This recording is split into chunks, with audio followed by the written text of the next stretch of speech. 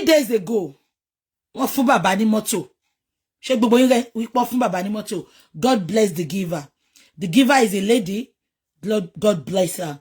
She's really doing a lot behind the camera. Ọlọ́run á dẹ̀ bá mi kún lọ́wọ́ ṣiṣẹ́. Ọlọ́run á bá mi dúró tì. Ọlọ́run á bá mi pèsè fún. Because ṣàṣà lèèyàn tó máa kó àdúró owó yẹn sílẹ̀. Kò ń ṣe 1 naira, kò ń ṣe 2 naira o. Ṣàṣà lèèyàn tó máa kó owó yẹn sílẹ̀. Kò fún mi lẹ́ẹ̀mejì o. Ó send straight ni. Mọ́tò lẹ́ni yẹn kọ́kọ́ fẹ́ gbé fún bàbá. Ṣé wáyé mọ́tò tó fẹ́ gbé fún wọn yẹn? Number 1, lítà ìtóbi gan. Then number 2, ó wá wò pé ìgbà tó bá àwọn èèyàn sọ̀rọ̀ ńbẹ̀ ṣé ń gbọ́ mi.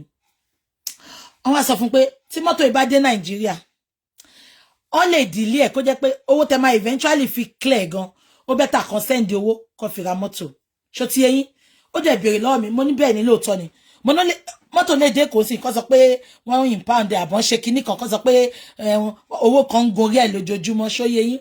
Mo ní so if you can, because bẹ́ẹ̀ mi ṣe wáyé tí wọ́n bá fẹ́ fún yàn kan mo kì í fún yàn ní option àbí kí n máa sọ pé ṣé báyìí no. I don't, you know, I can only advise. Mo dẹ̀ sọ pé if the person can, ipe tó bá lè fún ẹni yẹn lówó, bàbá lówó, pé kò ní fún wọn straight, ipa send ẹ̀ sí mi, ipe I send it sí PayPal mi. Ó dẹ̀ send it. Every communication, myself, the lady, Baba's uncle, Baba, everybody was involved. Èmi ò ń ṣe nǹkan lẹ́yìn. Èmi máa wà very transparent. That is one thing with me. I like nǹkan tó ń pè ní transparency. Please, can you love and like, please? Please, can you love and like? So when she wanted to send the money, ó send ẹ̀ ní dollar, mo gbà ní pounds sínú PayPal mi. Please, can you love and like? God bless you. Ṣé mo pé tí ẹ bá love and like? Ṣé nǹkan tí mo sọ yìí? And she sent the money. She sent it through PayPal. I received it in my PayPal in pounds. Though figure yẹn wá change. Figure yẹn change, but gbogbo owó tó ṣá send sí mi for like a month. Ẹ mọjọ́ tí mo ti kọ́kọ́ announce. I love and like. Mo ń dúró kí Instagram boot up. Ṣé wọ́n ti jọ́ tí mo ti kọ́kọ́ announce pé èèyàn kan wọ́n ti fẹ́ fún bàbá ní mọ́tò. Ìjọ yẹn week yẹn ló ti send owó yẹn. A month, eṣinṣe òkòwò yẹn o. Pin òkòwò yẹn o. Ká ní many of ẹ̀yin tẹ́ ń wò mí ni. Ẹ ti sọ pé nǹkan kan ṣẹlẹ̀. Ẹ sáré mú owó yẹn. Pin ò kan owó yẹn. Pin kò kan owó yẹn. To the extent pé ìgbà tí èmi àti bàbá gan ta ní misunderstanding tí mo bọ́ta sọ̀rọ̀ sí bàbá ń gbà yẹn. Pin ò kan owó yẹn. Lady yẹn gan pè mí. Ó ní kí ló ṣẹlẹ̀ nǹkan kan. Mo mọ̀ pé ká ní many of you ni. Ṣé mi máa ń sọ kíní kan. Ìwà mi ni kọ́lọ̀ fi dá mi lẹ́jọ́. Ìwà gbogbo ẹ̀yin tẹ́ ń wò mí ni kọ́lọ̀ fi dá mi lẹ́jọ́. Ṣé ń gbọ́ mi? Ká ní many of you ni tí mo mọ̀ dáadáa tó yẹ pé ẹ kì í rówó sójú. Bí mi àti bàbá ṣe ní misunderstanding yẹn. Bí many of you ṣe máa bá ti bàbá yẹn jẹ́ lọ́dọ̀ girl yẹn lè máa bá wá. And the lady will listen to me because èmi ló rí. Àbí kò yẹn. Just because many of you èmi àti bàbá ti ní misunderstanding yẹn. Bẹ́ ṣe máa bá ti bàbá yẹn jẹ́ bẹ̀rẹ̀ màmá wa, má fún mọ́ o, wá gbowó ẹ o, bàbá yẹn ò ṣe kíní kan. No. Let me be honest with you, man. With gbogbo yín. Ìjọ́ tí mo bọ́ta sọ̀rọ̀ sí bàbá gan. Lady yẹn pè mí. Ó ní kí ló ń ṣẹlẹ̀?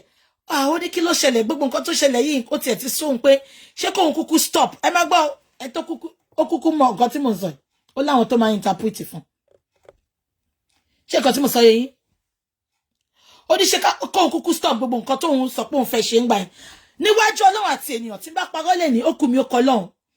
Kí ni mo dẹ̀ fẹ́ parọ́ fún ẹ lè nà mí náà? But mo ń sọ eléyìí láàárọ̀ yìí. Just because láti jẹ́ ọ̀rọ̀ ìṣítí fún many of us tó ń wò mí ni.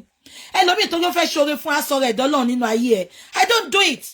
Ìtorí ẹ̀ ló ṣe jẹ́ pé ìgbà tí bàbá tó wà l'Amẹ́ríkà yẹn tó sọ pé mò ń control bàbá, mò ń pàṣẹ fún bàbá ìtorí mò ń help bàbá, mo lé mi. Mi ì pàṣẹ fún bàbá rí. Mi ì pé bàbá rí. Tí bá máa pe bàbá báyìí, máa pe ẹ̀gbọ́n bàbá ni. Ẹ̀gbọ́n bàbá la máa ṣe 3-way call tó máa ṣẹ̀ṣẹ̀ pé bàbá. Because mo ń like kí n ṣoore fún yàn kí n jókòó tì. Àbí kí wá ní mo help èèyàn tán. Kí wá máa pe lójoojúmọ́ ẹ ṣe báyìí kí n máa pàṣẹ kí n máa I don't do it in my life. I don't. Ẹ máa love and like. Ọ̀rọ̀ ìṣí tí mo kọ́kọ́ sọ láàárọ̀ yìí. Because mo believe nínú nǹkankan. Ẹ bi mí pé kí ni mo believe nínú ẹ̀. Mo believe pé tí n bá ṣe bẹ́ ṣe ń wò mí ìṣẹ́ fẹ́ gbọ́. Tí n bá ṣe ẹlòmíì á ṣe ẹ gbàgbé. Ṣé ń gbọ́ mi gbogbo yín? Tí n bá ṣe ẹlòmíì á ṣe. Bíbélì mi jẹ́ kó yé mi pé irú èèyàn pọ̀, irú Ọlọ́run ni kò sí. Ẹ gbàgbé ẹ̀. Má sọ pé àfiwọ́ báwo.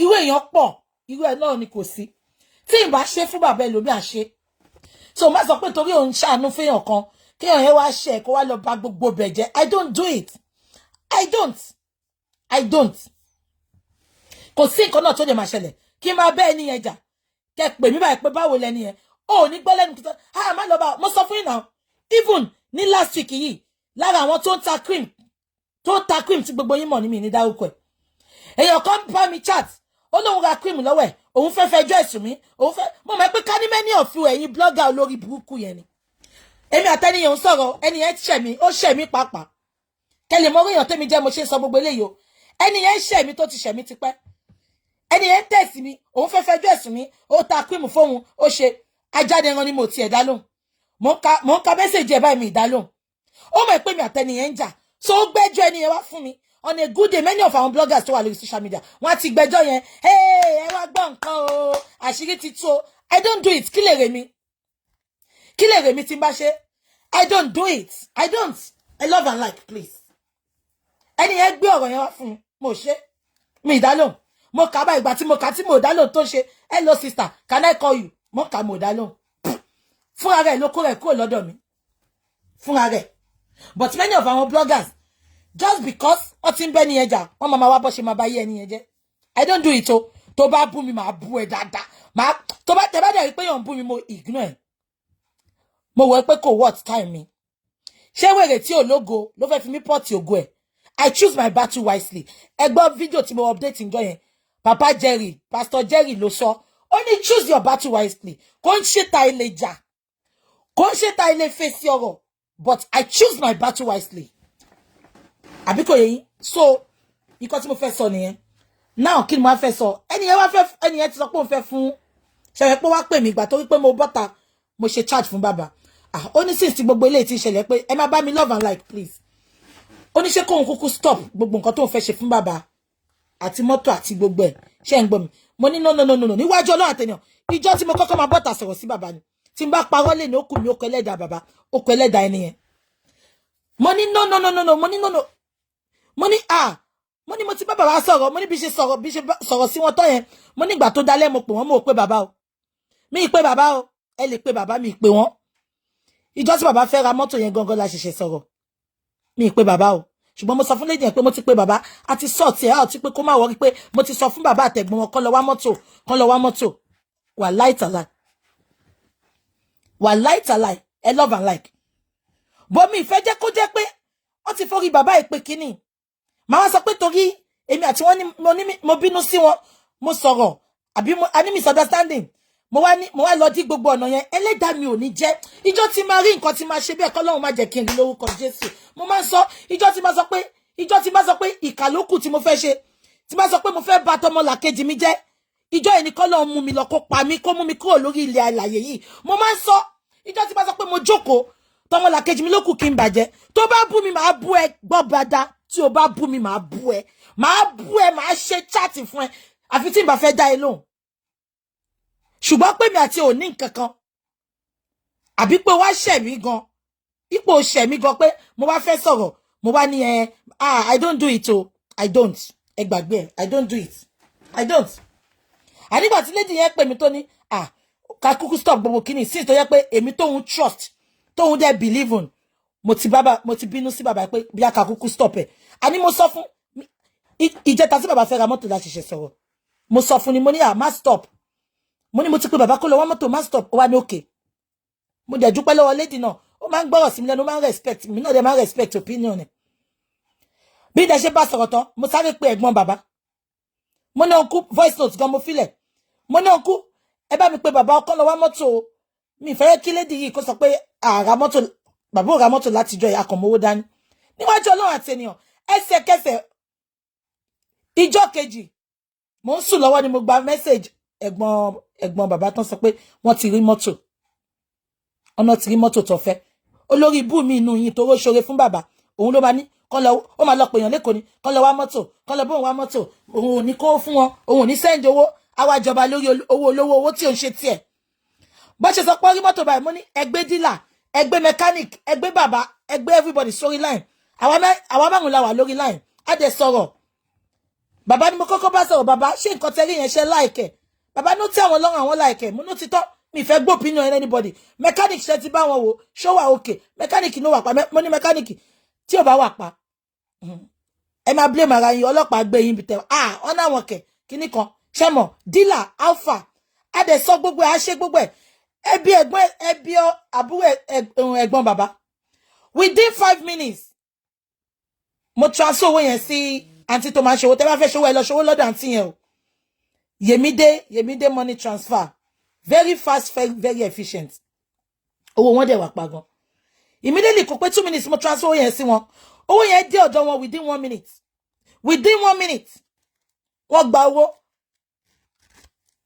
lady tó fún wọn lówó gan ó pè lálẹ́ ẹjọ́ yẹn ní ó ní BJ irú ẹ̀ ṣọ̀wọ́n èèyàn kì í mọ yàrá yẹn o ṣùgbọ́n màá sọ lè fún yín for free mo ń sọ lady kò ṣe pé láti ṣàkọ mo ń sọ ṣé ń gbọ́ mi mo ń sọ láti fi ṣe ìdánilẹ́kọ̀ọ́ fún àwọn tó ń wò mí ni ṣé nǹkan tí mo sọ yẹn mo ń sọ láti fi ṣe ìdánilẹ́kọ̀ọ́ fún àwọn tó ń wò mí ni ọgbọ́n ọlọ́gbọ́n la fi máa ń ṣọgbọ́n kò sẹ́ni tó gbọ́n tán àbí kò yẹn kò sẹ́ni tó gbọ́n tán ẹ ṣe rere kó ba lè yẹ wá rere ló pé òkà ò pé ẹlòmíà máa ṣèkà ẹ máa wò pé ẹni yìí ṣèkà oúnjẹ lọ ẹni yìí ṣèkà oúnjẹ lọ ẹni yìí ṣèkà oúnjẹ lọ Ọlọ́run tún bùkún ẹ Ọlọ́run ò bùkún ẹ o èṣù ló ń bùkún ẹ ọjọ́ tí ìṣubú ẹ bá máa dé ẹ̀yin tẹ́ ń wò gan ẹ bá káàánú ẹ̀yin tẹ́ ń wò ẹ máa wò pé bẹ́ẹ̀ ni ṣe ń ṣèkà tó ọ̀nà ńlá fún ọ̀nà ń ṣí fún ẹ gbàgbé tí Ọlọ́run bá máa mú crumble lẹ̀ tó bá máa crumble ẹ̀yin gbà wò pé àṣebọ́lọ̀ ń ṣe burú tó nì ó lè bá tèèyàn jẹ́ kó wá débi ìṣelógo kó má jábọ́ náà Ọlọ́run ìwọ abanijẹ́ ìgbà tó bá dẹ́kun ìbàjẹ́ la máa bà ẹ́ jẹ́ ìwọ ṣèkàṣèkà ìgbà tó bá dẹ́kun ìṣèkà la máa ṣèkà fún ẹ. mo lè má sọ̀rọ̀ mo lè má ṣe báyìí what you see is what you get mi ìmọ̀ ká ṣe ṣé gbogbo èyí tẹ́ ń gbọ́ yẹn story ni àràbù ni ó ní àìsúnmọ́ ni là ń mọ̀ yí ẹni súnmọ́ mi níbi ìtorí àìsúnmọ́ ni là mọ̀ wọn ẹni. When you move closer to me, you know the kind of person I am. Forget what you are hearing in the public. Forget what they are telling you. They are a bunch of lunatics. Súnmọ́ mi àbí kò súnmọ́ àwọn tó mọ̀ mi. Wọ́n sọ fún ẹ pé BJ tó ń wò yìí. Ó lè para ẹ̀ gan láti fún ẹ ní láti dìde fún ẹ. Mo sọ fún yín mẹ́ni ìjà tí máa ń jà kò kàn mí. Kò ń ṣèjà tó kàn mí rárá. But mo hate kan máa cheat èèyàn lójú mi. Àbí kò yé yín. Mo hate kan máa cheat èèyàn lójú mi. I hate it in my life.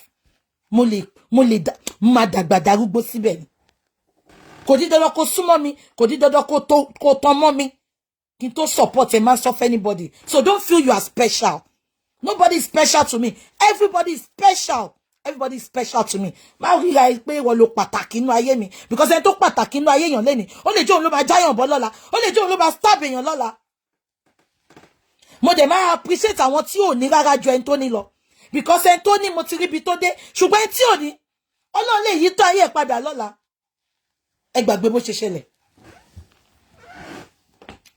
ṣẹlẹ̀ and fún gbogbo nǹkan tá a sọ yìí náà ká dẹ̀ máa fòótọ́ sí because mo like èèyàn tó wà straightforward gan be straightforward with me àlejà gbàgbé ẹ̀ má fi gbá kan bọ̀ kan nínú fún mi because èmi tí n bá ń báyàn deal kò di dandan kó jẹ́ family mi when I'm dealing with you when I choose to be with you to be your person I will be straightforward with you nǹkan tó bá ti mú mi kí n máa lọ jẹ́ lẹ́sẹ̀ I would rather cut off with you because èmi ò mọ̀ ṣe ìlú tó ti bí èmi à mọ̀ ṣe àbí nǹkan tí mo sọ yẹn so ẹ jẹ́ ká fìyẹn lẹ̀ inú mi dẹ̀ dùn because baba was happy ìdùnnú baba ní fọkànbalẹ̀ tèmi and gbogbo ẹ̀yin tẹ́ wò mí náà mo mọ̀ pé bẹ́ẹ̀ náà ni happiness baba ní fọkànbalẹ̀ tí gbogbo wa Ọlọ́run dẹ̀ máa jẹ́ kí baba yẹn rí justice kó rí dùnnú kó ráyọ̀ gbogbo ẹ̀yin tẹ́ wá support baba yẹn lọ́nà kan àbí kejì either financially either morally either emotionally either kẹ́ comment ni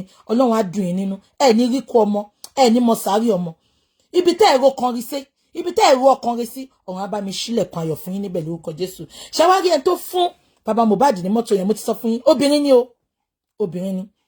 ni nínú season tower kéèyàn jókòó kówó sùsùsù kó kó adúrú owó yẹn sílẹ̀ mo gbèdì fún èèyàn ni ó dẹ̀ máa sọ kíní kan ó ní kò ń ṣe bàbá lòun ṣe fún ó ní Mohbad lòun ṣe fún unfortunately kò mọ Mohbad o ṣé kí n tún jà yín sí kò mọ Mohbad o ó níjọ́ tí Mohbad kú gangan lòun mọ Mohbad ó lóun kàn rí pé orin ẹ̀ gbogbo èèyàn ń gbọ́ wọ́n ń gbé orin ẹ̀ sí ibi tóun ti máa ń wo nǹkan ó lóun wá wò pé orin bọ̀bọ́ ẹ̀ dẹ̀ dùn pé kí ló ṣe bọ̀bọ́ ẹ̀ kí ló yẹ tán celebrate ẹ̀ báyìí ó nígbà tóun máa wò báyìí òun Google orúkọ ẹ̀ òun rí pé ó ti kú ó láti jọ yẹn lọkàn òun ò ti balẹ̀ o this is a lady tí ò dé Nàìjíríà rí ọmọ Nàìjíríà ni bọ̀ kò dé Nàìjíríà rí Amẹ́ríkà ló ti ṣe gbogbo ayé ẹ̀ Amẹ́ríkà YouTube ló wá lọ́nà kò mọ̀ mí rí náà ṣùgbọ́n ní chat mi lòun wò ó lóun wo gbogbo a lot of chat ó ní bàbá òun ṣe ń wo chat mi níwájú Ọlọ́run àti ènìyàn ó ní bóun ṣe ń wo chat mi lẹ̀mí òun sọ fóun pé òun lè relate pẹ̀lẹ́ ni wà láìtàláì kò kàn ní fẹ́ jẹ́ kí n pè òun kó jẹ́rìí sọ̀rọ̀ tí mo sọ yìí ó ní bóun ṣe ń wo chat mi ní YouTube òun ti rí gbogbo chat òun wò pé no I can relate with this lady ṣe rántí gbogbo yín níjọ́ yẹn ló wá ta ṣe ń ṣe chat fún bàbá tó sọ pé wọ́n fẹ́ na bàbá nu boss ṣe rántí tí tó lọ show bàbá ẹ rántí nínú sultana tó sọ pé wọ́n fẹ́ na bàbá ṣe rántí ìjọ́ yẹn ni mò ń ṣe chat yẹn meanwhile ó ti máa ń wo gbogbo chat mi o ó lóun ti máa ń wò mí kò ní Facebook gan ìtorí tèmi ìtorí bàbá ìtorí Mohbad ló ṣe lọ ní Facebook because iṣẹ́ ń wò gbà kan ní Facebook ṣé gbogbo yín rántí ìjọ yẹn tí mo sọ pé ẹ gbà wá o àwọn Wunmi ti fẹ́ lọ pa bàbá o inú mọ́tò ni bàbá tún wà tó tún rìkọ́dù wọn tọ́nà máa fọ́ wọn létí látẹ̀yìn ṣe rántí fídíò yẹn lọ viral ń gbà yẹn ó ń wo chat yẹn London bí ṣe ṣàbẹ̀ pígbà tí mo ṣe chat yẹn sí gbogbo yín rántí ó comment síbẹ̀ tó sọ pé òun máa fún bàbá ní mọ́tò ṣe rántí ẹ máa tún gbọ́ o kẹ́rí pé èmi ò ń ṣe ọmọ ojú ọ̀rọ̀ lárí àbí òrógó ológun fàyàdé bó tún ṣe comment ìjọ yẹn ṣe gbogbo yín rántí mo ní kí ẹnìkan kó bá mi screenshot orúkọ ẹ̀ gbogbo yín wá sọ pé BJ ẹni yẹn ti comment mo wá sọ fún gbogbo yín ṣe rántí mo padà wá jọ́jú kejì mo ní tí ò bá ti send message sí mi mo ní mo ní reply ẹ̀ mo tẹ̀ tí wá ń wá orúkọ yẹn mi tún orúkọ yẹn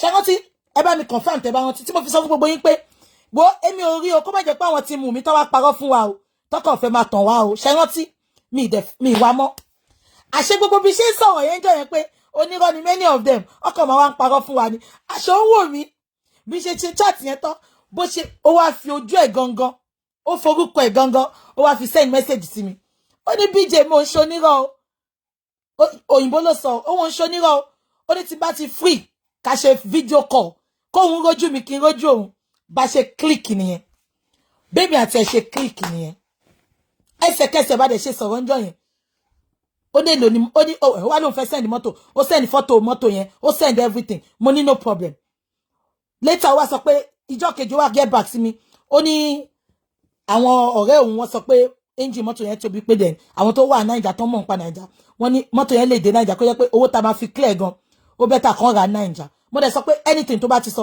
immediately ọ̀sẹ̀ yẹn ò délẹ̀ tó fi send adúrú owó yẹn sínú paper mi gbogbo ẹ̀jẹ̀ ni mo fi wọ́n bó ṣe send ẹ̀ iye tí mo gbà bẹ́ẹ̀ ni mo ń screenshot sí ìgbà tá send owó náà iye tá send ẹ̀ bẹ́ẹ̀ ni mo ń screenshot sí gbogbo chat èmi àtẹni tó bá mi send owó ẹlòmíì ò ní integrity kò ní sọ tún máa jínú owó yẹn Ọlọ́run má jẹ́ owó máa tó èèyàn ló máa kù Ọlọ́run má jẹ́ kówó bọ ọmọlúwàbí wa jẹ́ ẹ ṣé God bless you ẹ jẹ́ ká lọ straight to the point ó dàbí kíní ti boot tán ẹ jẹ́ kí n lọ sórí kíní ń lọ sílẹ̀ ẹ jẹ́ kí n sáré join ní Instagram ẹ má bínú ẹ̀yin tèmi tí bá ti bọ́ sí Instagram sí then we kick start ṣe ti gbọ́ ẹ pẹ̀lẹ́ ṣe wà okay I miss all of you wọn ti bá mi ṣe yín mi o àwọn olóbùkú èní ló jẹ́ kí n lọ bó ṣe send message nìyẹn wọ́n tún ní kí n má wà mọ́lé ni pé wọ́n ní ẹni tó máa ṣe é fún mi wọ́n ní kò sí nílé next week lọ tún fún mi sìn ṣé ẹ má bínú sí mi ẹ̀yin tèmi next week lọ tún fún mi ẹ má bínú sí mi ṣé ti gbọ́ àti wà lórí Instagram. How are you? How is everyone? God bless you. Thank you for your patience. Thank you for always joining me. I love you all so very much. God bless you. I love you all so very much. God bless you. ẹ ṣé mo dúpẹ́ mo ń bọ̀ ẹ jẹ́ kí n sáré pé àti táwa ń pè mí mo ń dúró káwọn ti Facebook káwọn ti Instagram join ẹ má bínú sí mi o ṣé ti gbọ́ yeah ẹ má bínú sí mi o yeah ẹ má bínú sí mi wọ́n ń pè mí ni àti táwa ń pè mí àti tó máa ń bá mi ṣe shopping Nàìjíríà yẹn wọ́n ń pè mí mo ti rán wọn iṣẹ́ ẹ mọ̀ pé mi kì í yé rán wọn iṣẹ́ èmi like oúnjẹ Nàìjíríà gan àti táwa ẹ gbé fóònù yín mo fẹ́ ṣe nǹkan mo fi fóònù pé wọn ní bọ̀ tó bá ti gbé máa bá wọn sọ̀rọ̀. Okay, good morning everyone. Thank you so much. Thank you for tuning in. God bless you all. As you all can see, I don't have a topic on Instagram, but I have a topic on Facebook. The topic says, but we are treating the same case. Topic on Facebook sọ pé Wunmi, families and friends of Mohbad, lend me your ears. Mo tún wá sọ pé Koko Zaria, mo fẹ́ sọ̀rọ̀ Koko Zaria náà ṣé nǹkan tí mo sọ yẹn àti táwa ò gbé phone. Yeah, mo fẹ́ sọ̀rọ̀ Koko Zaria náà ṣé nǹkan tí mo sọ yẹn. So we are gonna be a bit ma try láti wà fast, but get your cup of tea, put your feet up. Àti táwa ẹ pè mí now. Ẹ lọ àti táwa èmi mo ń pè yín, ẹ pè mí sí other line mi sì mo ń lò lọ́wọ́. Mo ti fẹ́ lè pè yín, ẹ get back sí mi. Ṣé nǹkan tí mo sọ yẹn. So please, we are gonna it's gonna be I'm gonna take my time and nǹkan tó ṣẹlẹ̀ nìyẹn. Now Wunmi get in here àpọ̀kọ̀jayé àṣànà olè ọ̀lẹ ọ̀gára ọlọ́ṣà ṣọ́ sọ pé kó má ní sinmi láyé ẹni Wunmi ó tẹ̀lé kiri gan Wunmi you are wicked just because orí pé wọ́n fún bàbá ní mọ́tò níjẹta just because orí pé wọ́n fún bàbá yẹn ní mọ́tò níjẹta ó wá gbé fídíò lórí burúkú olóṣì kan ó wọ sùtánà náà tó wọ̀ sùtánà tó yẹ pé sùtánà yẹn ló máa fi yí orí ẹ nígbà tí Mohbad bá máa bẹ̀rẹ̀ pẹ̀lú ẹ sùtánà yẹn ló máa fi yí ẹ tó máa lọ join Mohbad níbi tó wà ó wọ sùtánà ó wá fi tó bá ti fẹ́ ṣe pity party game ìka òṣìẹ́ wàá gbọ́ mu àlè tó gbé wá fún Mohbad wàá wá gbé yẹn dání wàá wá mú sórí mo ti sọ fún ẹ gbogbo bó ṣe ń kógun fọmọ yẹn bó ṣe ń wọ jàrú ṣe ní fún tó fẹ́ yẹ kó jọ Mohbad the more ló ṣe ń jọ Sam Larry I keep on telling you the cease from bringing that boy to the social media to get sympathy it cannot work àná ló ṣẹ̀ṣẹ̀ mọ́ pọ̀ ní dependable God tó sọ pé kó lọ ṣe DNA. Up till now, you refuse to do that DNA. Mo ti sọ fún yín, olóṣù àti òkóbó ló máa ń sá fún DNA. Why is Wunmi running away for DNA? Kí ló dé tí Wunmi ń sá fún DNA? Ṣé DNA ń pààyàn ni? Tó o bá tiẹ̀ fẹ́ ṣe, ro tí ọmọ ẹ tó bí yẹn pé máàkì ti wà lára ẹ̀, àbàwọ́n ti wà lára ẹ̀, stigma ti wà lára ọmọ yẹn. Ìtorí ìyẹn lásán ló jẹ́ kó fi lọ ṣe but just because of your selfish way tó fi pa Mohbad tó fi gbé òbú ẹ tó fi gbé àdògún ẹ tó gbé lọ sí Lẹ́kì tó lọ bẹ́ẹ̀ kógi sí tó wá gbé ọmọ àlè wálé kí ló dé tí DNA fi difficult fún ẹ just for posterity if not for nothing for posterity to judge everybody tó sọ pé ọmọ yẹn ń ṣọmọ Mohbad that is why you have to do that DNA. Ṣùgbọ́n ó wá ṣe DNA yẹn ó wá bọ́ sórí chat lánàá just because ó ti pa àwọn èèyàn celebrate bàbá yẹn àwọn èèyàn congratulate bàbá yẹn ṣé wọ́n gbàdúrà kó bímọ kó má ra àánú gbà ni mo bí ẹni Wùnmí ṣé o gbàdúrà láyé ẹ kó bímọ kó tọ́jú ọmọ kó jìṣẹ́ jìyà lórí ọmọ yẹn kó má wá ra àánú gbà lórí ọmọ yẹn ìjọ tí bàbá yẹn bá ti ń ra àánú gbà ìjọ tí bàbá yẹn bá ti ń ra àwọn tó ń support ẹ wàá ti bọ́ta bó o ṣe chati wàá gbé ya Mohbad kó bọ́ta kó lọ sọ̀rọ̀ against bàbá yẹn bó o ṣe yẹn o wá gbé Liam lánàá o wá gbé dání wá ń ṣe dependable God you are. So fẹ́ gbọ́ kó lọ kó gbogbo àwọn ọmọ àtẹ̀yí tó ti bí àtẹ̀yí tó ti bí kó kó wọn jọ kó má sun ẹ̀jẹ̀ báyìí I cannot have pity for you until you tell me what killed Mohbad. You cannot tell me you don't know. I thought your coming out here today will be for you to tell us what led to Mohbad's demise. But reverse was the case. You brought that child out just to manipulate people emotionally. It cannot work. Read my lips. It cannot work.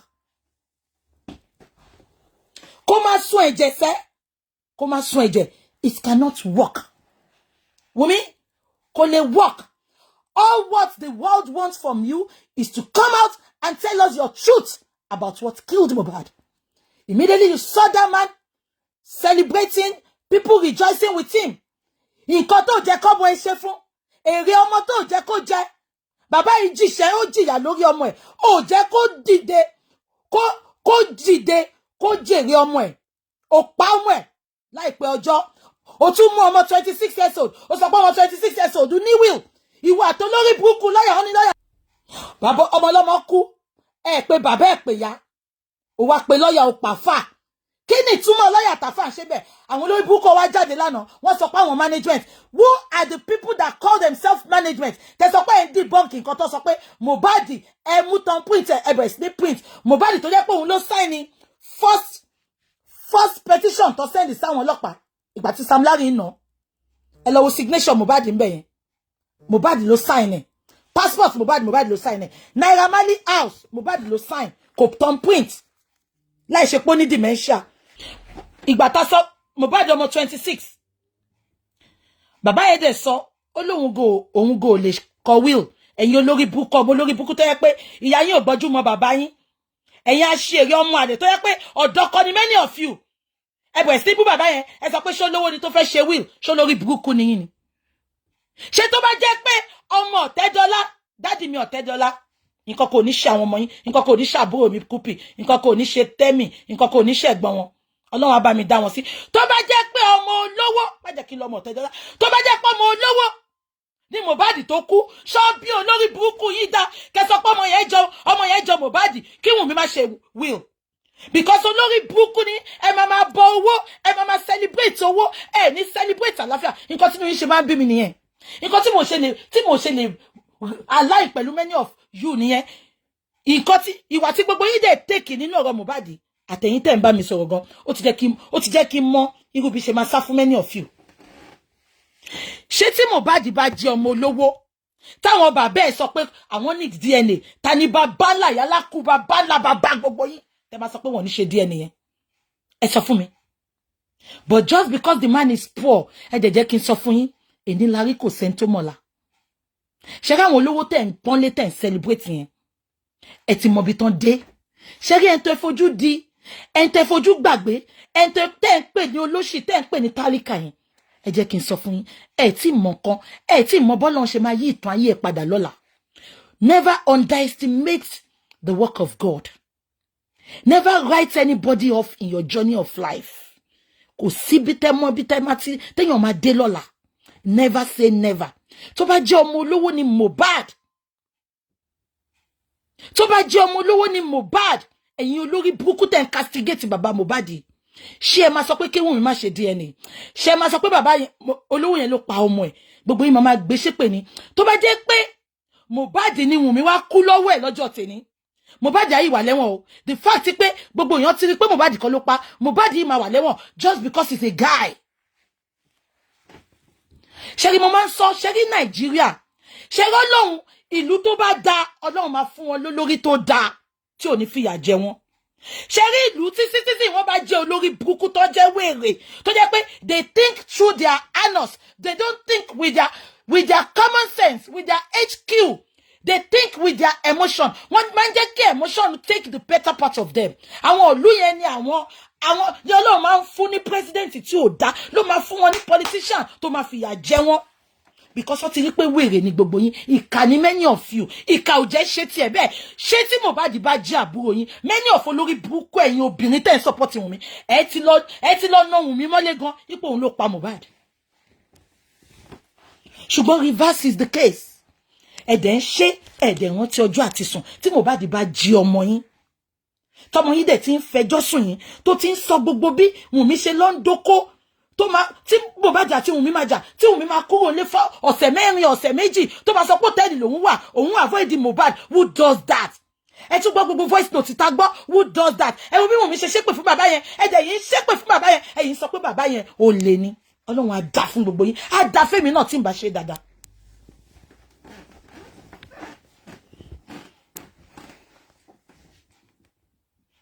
Ọmọ 26 years old, ọmọ tó jẹ́ pé tẹrọ fọwọ́lé ni.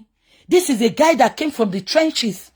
kò gbóhùn owó rí láyé ẹ̀ ó wá jàjà ń rí owó ẹ wá sọ pé ó mú gbogbo ogún ẹ̀ ó kó fún Liam níbo ló ti ń ṣẹlẹ̀ ṣé kò ní bímọ mọ́ ni ṣé kò ní family ni just to buttress the lies Wunmi and the lawyer they came out to tell the world. Mohbad wá kú ẹ pé gbogbo àwọn tó important sí Mohbad ẹ wá pé lawyer ẹ pàfà ẹ wá mú tombu Mohbad ẹ dẹ̀ fi sign gbogbo document àṣírí yín wá tú àwa sọ síta àwọn wèrè kan wá láwọn management àbólórí burúkú lẹ́yìn management tẹgbé update yẹn síta ni àbáyé yín fẹ́ bàjẹ́ ni. What does the management compromise of? Báwo àwọn wo ló wà ní management yẹn àwọn wo ló form body management yẹn Mohbad kú ẹ̀yin management ò sọ nǹkan tó pa Mohbad wọ́n náà sí Mohbad sínú oni Dagosha wọ́n fún ní 2 million ó lọ ra pósí 40,000 ó parọ́ fún wa pé mọ́ṣúárì lòun ti ra pósí àṣọ tí lọ bá bàbá onípósí lálẹ́ ẹjọ́ tí Mohbad ti kú ló ti lọ ra pósí bàbá onípósí sọ fún pé pósí ọmọdé ló wà ńlẹ̀ òun ò ní pósí àgbàlagbà ipe kọ́ wọ́n láàárọ̀ ọjọ́ kejì Dagosha làwọn gbọ́dọ̀ sí lálẹ́ ẹjọ́ yẹn ẹ̀yin management yẹn pé Dagosha pé kí ló yẹ tó fi ṣe bẹ́ẹ̀ ẹ̀yin olórí burúkú management ìtorí wá rí pé àṣírí yín ti tú ẹ wá bọ́ síta ṣé bàbá Mohbad wà nù management yẹn ta ni management Wunmi àtàwọn tó ń dókọ́ ni Wunmi àtàwọn olórí burúkú tó jọ pa Mohbad kọ́ ni ẹ wá sọ pé ẹ̀yin management ní kúre gbogbo ẹ̀yin management yẹn ẹlẹ́kọ̀ọ́ mú polówó ẹ máa lọ bá Mohbad lọ́hùn ni àfi tó bá yẹ pé ṣe dáadáa ẹ sọ pé Mohbad ń tom print ṣó ní dementia ni even nílùú tí mò ń gbé téèyàn ò bá ní capacity mental health ni mò ń sọ yín sí I'm talking about mental health if the person does not have capacity ó máa assign àwọn ó máa assign àwọn solicitor ni they will be acting on her behalf or on his behalf téèyàn ò bá dẹ̀ fẹ́ lo solicitor á mú èèyàn kan nínú ẹbí ẹ̀ they will be acting on their behalf but reverse was the case in Wunmi's case. Wunmi lọ sọ pé Mohbad ń tom print ṣó lórí burúkú ni Wunmi ni ẹ pa ọmọ yẹn sáyé ẹ tún pa tán ẹ wá lẹ́yìn management yẹn ìṣẹ̀dá yín ò ní gbélé ayé ṣe ohun rere àfi tẹ́ bá ṣe dáadáa ìyẹn wá kọ́ ni mo fẹ́ sọ ìjọ tí Wunmi bá ti rí pé wọ́n ń ṣe nǹkan rere fún bàbá Mohbad ẹ lọ wojọ́ yẹn ó máa bọ́ta ni àbí kó gbélé ìmáàmù síta kó máa fi fún àwa ẹ̀yin tẹ́ ń wo ni o kó máa fi fún ẹ̀yin tẹ́ ń wo ní emotional blackmail kí ló fa pé wọ́n fún bàbá Mohbad mọ́tò oúnjẹ ta ó wá bọ́ta owó sùtánà ṣórí sùtánà ẹ máa jó mọ́ ẹ lọ́rùn ni o ìtorí gbà tí ọ̀ṣọ́fà dásẹ̀lẹ̀ sílẹ̀ kò sọ pé kọ́ máa wọ sùtánà kọ́ máa fi ṣèkà Wunmi jẹ́ǹdẹ̀ sọ fún ẹ lẹ́ni etí ọba nílé etí ọba lóko mo sọ fún ẹ pé sátáláìtì mi gbogbo bí lóde ṣórí chọ́ọ̀chì tó ti lọ ṣe ṣọ́ọ̀chì sẹ̀lẹ̀ tó ti lọ ṣe ìgbélé yẹn mo rí gbogbo CCTV mi débẹ̀ ṣórí tí bá máa gbé ṣọ́ọ̀ṣì yẹn àtolùṣọ́ yẹn wá sórí internet tí ò advice ẹ tí ò béèrè kú tó pa Mohbad lọ́wọ́ ẹ̀ mo ṣe pé inú owó Mohbad tó jí o ti lọ fi ń san ìdá mẹ́wàá sí ṣọ́ọ̀ṣì yẹn àbí tí bá bẹ̀rẹ̀ pẹ̀lú ẹ̀tọ́ wàá rò bára sọ pa ẹni àti wá àtolùṣọ́ ṣọ́bẹ̀ pé òṣèṣẹ́ kúrò ń gbélé ni ṣọ́bẹ̀ bẹ́ẹ̀ ṣọ́bẹ̀ pé ó lọ ṣègbélé ó lọ sí sẹ̀lẹ̀ ó lọ sọ pé kọ́ má jẹ́ káṣírí ẹtu àbó mọ̀ pé mo ti gbọ́ gbogbo ẹ̀ sórí sẹ̀lẹ̀ tó ti lọ ṣègbélé yẹn àti olùṣọ́ àgùntàn yẹn máa gbé wá sórí internet èmi tí mo sọ bẹ́ẹ̀ fún ẹni òkúkú ẹ̀ pé satellite mi kò síbi tó dé tí n bá parọ́ lọ sọ fáwọn tó ń jà fún ẹ ipe mo parọ́ ṣó ò lọ ṣe ìgbélé ní sẹ̀lẹ̀ church tó máa ń lọ máa gbé fọ́tò ẹ̀ síta máa mú fọ́tò ẹ̀ wá ó wá lọ ń sunkún bólùṣọ́ yẹn kọ́ má jẹ́ káṣírí ẹtú wọ́n ní kó wá ṣe ìgbélé ṣó fẹ́ gbọ́ wọ́n kàn máa gbowó lọ́wọ́ ẹ̀ ní àṣírí ẹ̀ máa tú àṣírí apààyàn ò kí ń bò ó gbọ́ nǹkan tó lóyìnbó sọ ni he who killed by the sword will die by the sword. Wunmi, come out and tell us what you know about Mohbad's death. You are his wife. For crying out loud. You were with Mohbad 72 hours, 48 hours, 24 hours before Mohbad's demise. Why are you now telling us you don't know what happened to Mohbad? You will tell me you want to keep mute, but you, Apokojaya Shana, Asheworita Lori, lost from one TikTok to the other to tell lies. Gbogbo ẹjọ́ tó ti rò láti joy. Debunk nǹkan tó sọ. Bọ́tà kò sọ pé mọ̀ ń pa ẹ̀. Ìkà. Ọmọ 24 lójú, ṣùgbọ́n 65 in behavior. Àjẹ́. Mo ti sọ fún ẹ. Àjẹ́. Ẹyẹ máa ń gbẹ́yẹ mi ni. Ẹyẹ ló ń gbẹ́yẹ mi kó yẹ sanra. Wò mí dáadáa. Igi eléra ni mí. Tó bá dì mí mú wá jù mí lẹ́ni. Àti wà tẹ́ni tó lọ́mọ olórí burúkú ọmọ òfò. Àjẹ́ àpàyàn. Ṣé wá ráwọn olórí burúkú tó ń sọ̀rọ̀ ẹ̀. Mo gbẹ́ kan sọ pé wọ́n wá bíṣẹ́ mi. Tẹ́ ẹ̀ bá kọ lẹ́tà sí bíṣẹ́ mi. Ẹ ní jèrè láyé ẹ ní jèrè lọ́run. Yín ni. Ẹ rò bí mo bá yín mú kékeré ni. Àbáyé yín fẹ́ bàjẹ́ ni. But some people are unstoppable until people get justice for Mohbad. Even if I'm the only one standing. Mo mọ̀ pé Ọlọ́run tí mo sì kò ní dojú tì mí. Tí gbogbo yẹn move èmi ni. Wọ́n sọ fún yín ni. Alebi kọ́ ni mo ń ṣiṣẹ́. Ọlọ́run àti Mohbad ló rán mi iṣẹ́. Tó bá jẹ́ mi ní àti sú mi àti rẹ̀ mí. Èmi ò ń ṣe show kó ká máa fàágùn báyìí. Ká máa fà kó lọ fà báyìí. Èmi ò ń ṣe show. Ó máa ti sú mi tí bá ti ṣe first one, second one. Ó máa ti sú mi. Ṣùgbọ́n mo yìí wà ń bẹ̀. This is the 4th month. Ayin die lo tí mo dẹ̀ mẹ́pà máa gba justice yẹn. Báyé fẹ́ báyé kọ̀, Wunmi, no matter how much your manipulative can be, we will get that justice. I can assure you, mo ti sọ fún ẹ, even tó bá bímọ fi Tinubu, tó yẹ pé Tinubu ló ní ọmọ ọwọ́ yẹn, a máa gba justice. A máa gba justice. Read my lips. Kọ déètì ẹni sílẹ̀. Kọ déètì ẹni sílẹ̀. Tó bá jẹ́ Tinubu, bàbá wa Tinubu ló ní ọmọ ọwọ́ ẹsẹ̀, a gba justice. Justice can only be delayed. It cannot be denied. Many people must say justice can be denied in Nigeria. But I am telling you, on this Mohbad case, it can only be delayed. It can never be denied. Bah! No this and no peace. Wunmi. Apokodaye ashana. Ashewo ritalori.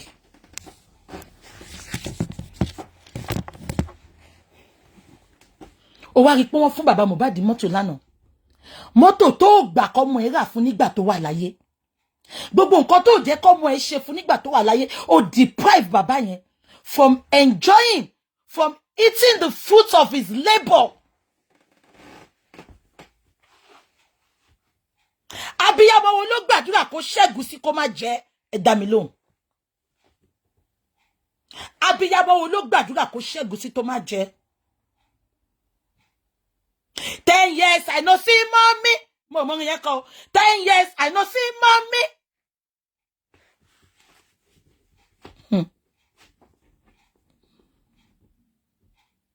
Bàbá ìní, níjọ́ jíjẹ, níjọ́ mímu, níjọ́ ibi ń pọmọ, níjọ́ tó kọkóló.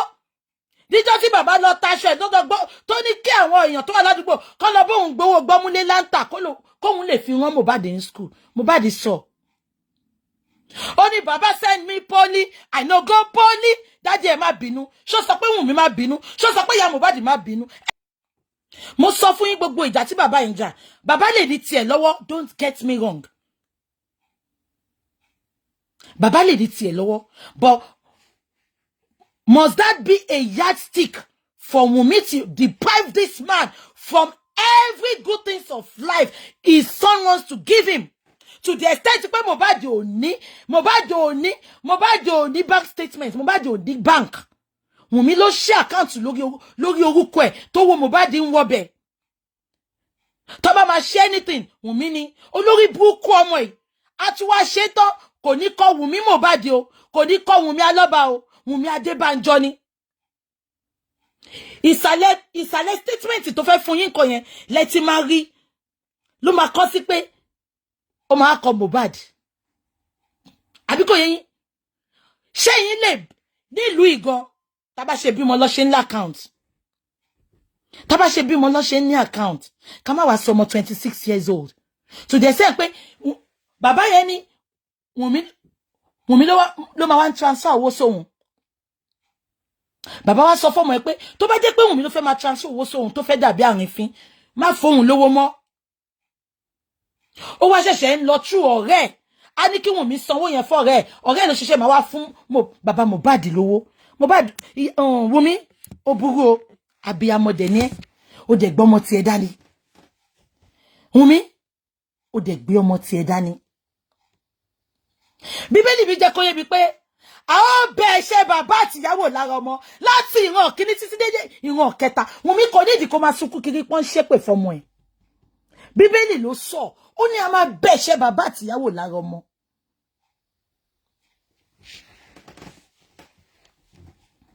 Ó deprive bàbá yẹn from every good things of life. Representative mi ó wọnú ilé bàbá yẹn. Ó ní ẹ lè sọ pé celebrity ló ń gbénu ilé yẹn. Níbi tí ilé yẹn wọ̀ sí dé, bàbá yẹn ló fowó ẹ̀kọ́ lé yẹn o. Ẹ support ẹ, ẹ help ẹ. Bàbá yìí tún ṣe kò tún bínú sọmọ yẹn. Kò dẹ̀ ṣẹjọ́ Mohbad náà o. Ibi tán darí ẹ̀ sí ló ń darí sí. Wunmi mo béèrè lọ́wọ́ ẹ̀ last time tí mo ṣe chat. Ìgbà tó gbé sábẹ́ bẹ́ẹ̀dì ìgbà tẹ́ wà ní Balian House tó ká mọ́ ẹ lọ́wọ́. Naira Marley kan sọ pé kò gbé ìgbà burúkú yẹn kúrò lábẹ́ bẹ́ẹ̀dì kò jù síta. Ipò ò fẹ́ gbogbo òṣì nínú ilé òun. Kí ló sọ fún? Ó sọ pé gba protection ni. Àṣẹnu gbá yẹn lẹ́ti parí gbogbo iṣẹ́ Mohbad. Bọ́sìta kò sọ pé mo parọ́ sẹ̀. Bọ́sìta. Ìgbà tó lọ ju aṣọ sínú pósí náà. Aṣọ tí bàbá ọmọ ẹ fún ẹ kó jù síbẹ̀. Ó ju aṣọ yẹn sínú pósí ìgbà tó fẹ́ sí. Ó sọ pé I'm sorry. Ó sọ I'm sorry lẹ́ẹ̀mẹ́ta bó sọ I'm sorry. Why tó fi sọ pé I'm sorry? You are sorry that he's gone. You are sorry that you betrayed him. You are sorry that you stabbed him. You are sorry that you sold him to the devil. Ìgbà tán wá bí ẹ pé kí ni túmọ̀ aṣọ. Ó sọ pé aṣọ protection ni. Ìyá àgbà ló fún ẹ. Ìyá àgbà fún ẹ. Ṣebí inú meeting tẹ́tí jẹ ẹran Mohbad náà nìyẹn. Ó ní ìyá àgbà ló fún ẹ paṣọ protection. Mohbad tó protect ìgbà tó wà ń ta. Ọmọ yìí ń sunkún help help help. Ọmọ yìí wà nú agíjù. Àmọ́ rí ìwọ ló súnmọ́, ìwọ ló mọ pain ẹ̀. Ẹ sọ pé ó ní kó má sọ̀rọ̀ síta. Tó bá tiẹ̀ ní kẹ́ má sọ̀rọ̀ síta, mo lè mọ condition ẹ̀ lálẹ́ because tó bá wà pẹ̀lú bọ̀bọ̀ yẹn, wàá mọ condition ẹ̀, wàá mọ nǹkan tó ń go through. Ìlú tí mo wà ẹ́, ajá téèyàn sìn gan, even ní Nàìjíríà tó mọ̀ pé máa ń sajá gan Nàìjíríà sìn. Nǹkan ọ̀sìn téèyàn sìn gan, tó bá sick, ọkàn yín ò ń balẹ̀. Ká má wá so èèyàn. Wunmi, Mohbad told you all his fears, but instead of you to help him, you were busy gallivanting all over Lekki, all over Lagos. Wunmi said the fact that you know what is going on and you kept mute. Falana, tó bá ti ṣe case tó ti mú jẹ, tí Wunmi àmúbọ́ ló máa ṣe. Èmi ni mo sọ bẹ́ẹ̀.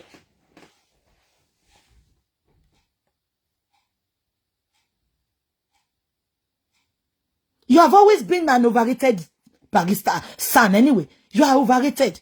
Mo ti sọ mo dẹ̀ tún sọ. Ara àwọn barrister tó jẹ́ pé wọ́n good jù ẹ lọ. People dependent on you. People are always looking up to you. Gbogbo ṣe fall land everybody. You disappointed a lot of people. You sold your conscience to the devil just because of money. Mo sọ fún yín, there is nobody that has no price. There is nobody that has no price. Never say never. Put your trust in God because people will disappoint you. That is not the bone of contention. Bone of contention gogo wa ni pé Wunmi o wa nbe gba tí bọ̀bọ́ ikú ó dẹ̀ pé lọ́kọ ẹ̀. Ṣó mọ̀ pé gba tí bọ̀bọ́ ikú náà nígà ló ń sọ until gba tí very dark man sọ pé come on. Until gba tí very dark man sọ pé come on.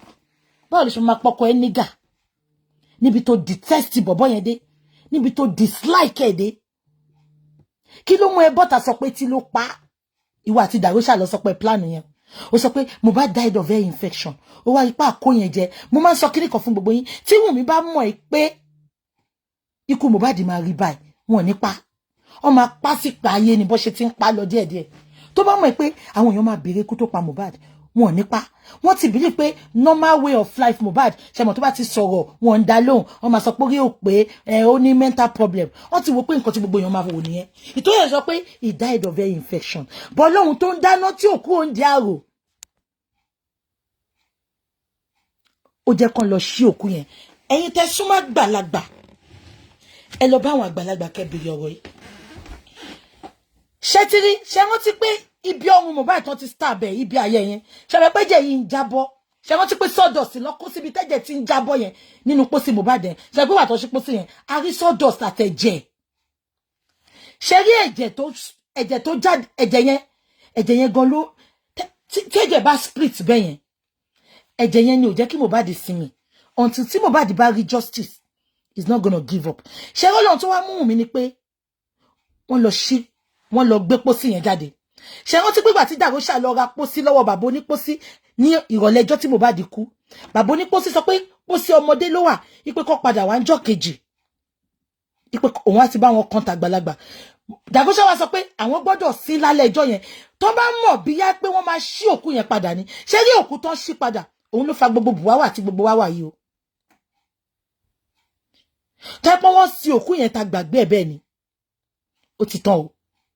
Because ṣé rí aṣọ tí Wunmi jù síbẹ̀ yẹn ó fi pàrọwà fókù Mohbad ni. Bòmí láṣìírí má jẹ́ káṣìírí mi tú. Ìtorí ẹ̀ ló ṣe sọ I'm sorry lẹ́ẹ̀mẹ́ta kó tó ju aṣọ yẹn sí.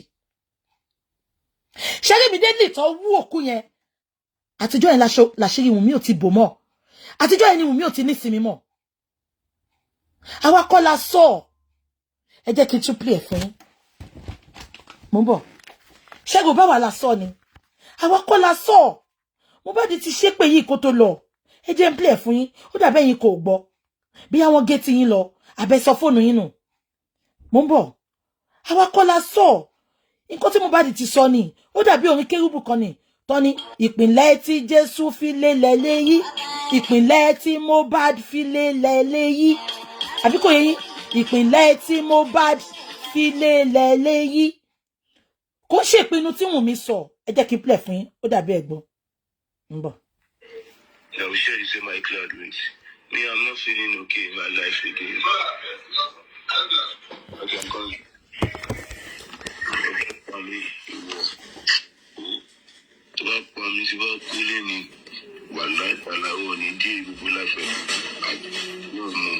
I swear to my living God. You don't have to feel me. People were hospital. You don't have to feel me.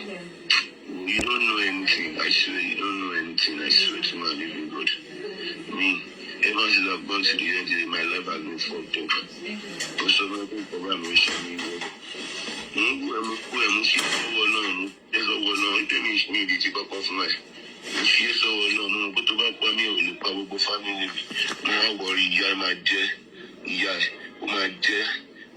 Forever.